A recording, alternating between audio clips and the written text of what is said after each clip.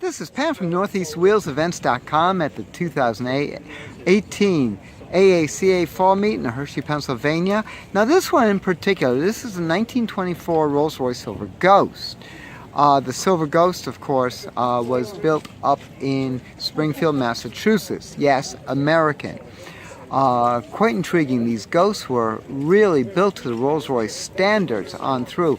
This particular Royce is carrying its original Pall Mall body, which is actually unusual because so many of them have been rebodied into something a little bit more exotic. Notice the humongous springs. Again, remember, this is 1924. You see the grease zerks over there, the proper boots and such. Rolls-Royce really, they were not as much innovators as improvers. And this car follows suit.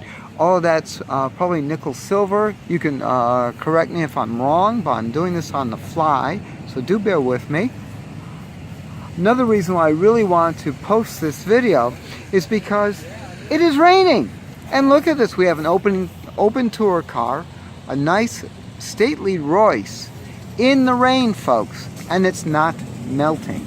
That's the toolbox underneath. Again, back in the 20s, you actually needed it. See the ignition on the steering, early, late. All right, the road leveler on the left, and what is that? The carburation, you can actually set strong or weak. That is for your mixture.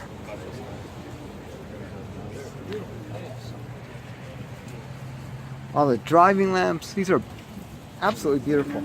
I gotta double check what they're asking. Notice the drum headlights. Just a very, very striking automobile. Again, 1924 Rolls-Royce with the red letters.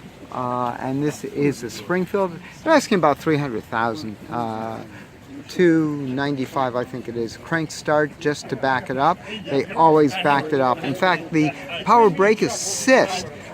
This has just rear brakes, by the way.